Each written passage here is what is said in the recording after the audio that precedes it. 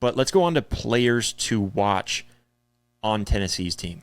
They're loaded, and I really could probably go down the list. I asked Tennessee fans, I asked on social media, who are some players that Oklahoma has to watch out for? I got the ones that I think are obvious to me. I would say, maybe like some of your receivers over on Tennessee, like Chris Brazil, who's one of the favorite targets right now, Squirrel White, Brew McCoy, even Dante Thorne, who's the leading receiver right now in terms of yardage. And then, even going over to Dylan Sampson, Deshaun Bishop, the two running backs, those were the obvious ones. And Nico Iamaleava, he was thrown in there several times. And I expected the offensive guys because they were stacked on offense. But on defense, Tennessee's not really known for having that big defense, but we've been told since the preseason, this defensive line is the deepest defensive line in the nation, in the SEC for sure. Go ahead and stand up against that. Guess what? Our defensive line is going to destroy your weak, beat up, injured offensive line. That's what we kept on hearing, and so I wanted to hear a little bit more. What about on defense? I wasn't really told any DBs. I didn't have any DBs thrown in as a part of that. And so that was a little shocking to hear that, why don't you throw in a DB that's going to be able to make a pick against Jackson Arnold, something along that line, and so that's kind of what I expected to see.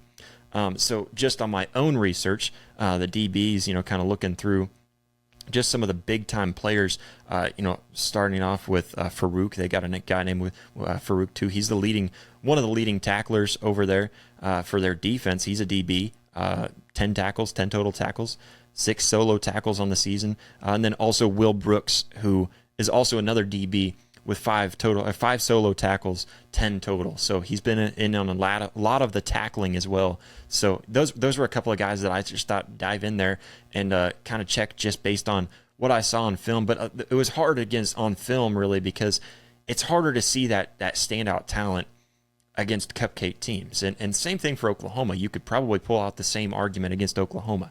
So it was hard for me. So if you guys are Tennessee fans, please throw out some DBs and stuff. Throw out some other defenders because I want to hear more defenders.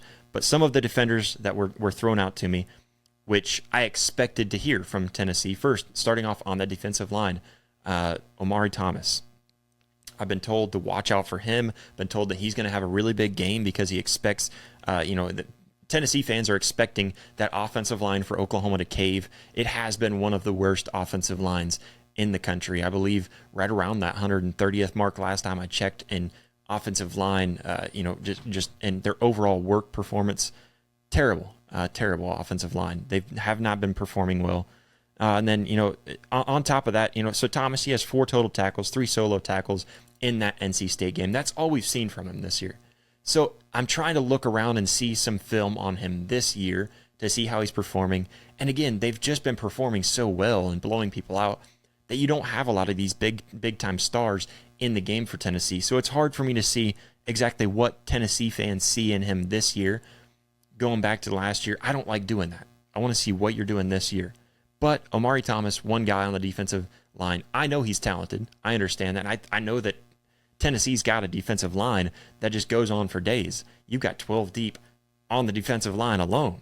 So, that front 7, no doubt, we're going to have to watch out for just about any of those guys that stand out there. Let's go over to the linebacker core. One name that was brought up to me was Keenan Pili.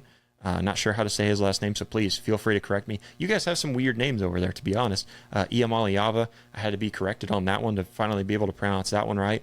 And then, of course, can we just keep simple names? We got simple names. Stutzman, that's not that hard to say. We got Kenai Walker. Maybe Kenai is harder to say. I think I heard somebody say Canny, or something like that. I don't remember what they called him.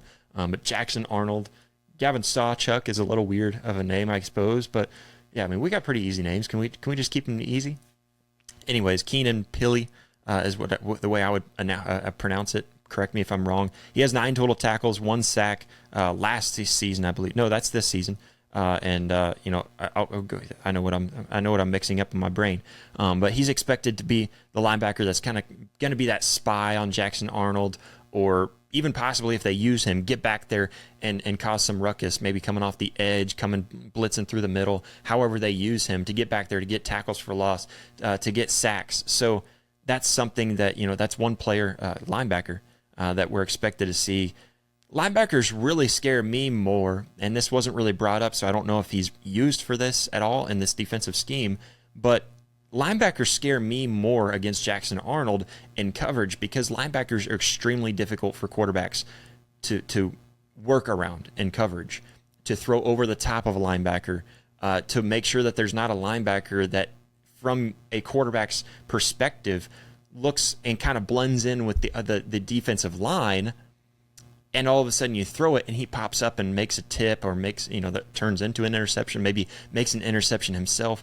Linebackers are very sneaky in pass coverage and very difficult for quarterbacks to work around. So that's really where it would worry me more if Keenan Pili is going to be dropping back in coverage. I don't know exactly how they plan to use him, how they're going to use him in this defensive scheme for Tennessee, but that's one thing that I think, looking at him. Another name brought up a bunch. Defensive end James Pierce. We brought up a guy on the interior of that defensive line that might be able to bust through on the center, especially if we don't have Branson Hickman in, and we're still down to that fourth center. Then James Pierce, he is extremely talented. I've seen the dude play. I know what he's capable of. He's regarded as one of the best in the SEC, one of the best in the country on that defensive line. So, but looking at it, so last season he had 9.5 sacks. I forget, I didn't have that pulled up, but somewhere around 20 some total tackles, two forced fumbles. He is an animal. He is super talented. The stats don't really lean towards him in his favor, especially this season. He has 1 assisted tackle this season. The excuse for him being so close but not really getting the stats has been that he's double teamed, that he's being held. And one excuse, I won't even call it an excuse, I'll call it a reason for him not having the stats for this season so far in those first 3 games is that Tennessee won by so much. I don't think he really played a whole lot in those first 3 games. And I went back to try to see some film on him. Really not much to go on him this year. So that's one thing that I think. But against Kent State, NC State, and Charlotte, you couldn't come up with 1 sack. You couldn't come up with even 1 solo tackle. I'm just concerned. I'm confused on why Oklahoma would be the team that he blows right past. As if Oklahoma's offensive line, even though they are struggling, would be worse than a Kent State offensive line, or worse than maybe worse than NC State. I'll give you that much, but worse than a Charlotte offensive line. I don't think that's the case. So is James Pierce going to have that breakout game against Oklahoma, of all teams, in your first 4 weeks? I don't see that happening. I could be wrong. And you know what? I'm not trying to provoke a monster, so I'm not going there. But I'm not seeing the production this year against teams that he should have been able to dominate. So I'm just going to leave it at that because I don't want to poke the bear too much. But those are 3 guys that stood out to me that I think just the names kept on being brought up whenever I was searching for answers, asking Tennessee fans, asking on social media all over the place. Hey Sooner fans, did you enjoy this video? Well, go ahead and hit that like button and go ahead and hit that subscribe button. What are you doing if you've made it this far and haven't already? You should be able to find that subscribe button over here.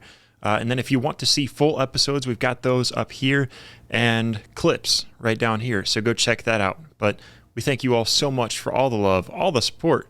We'll catch you next time. Boomer.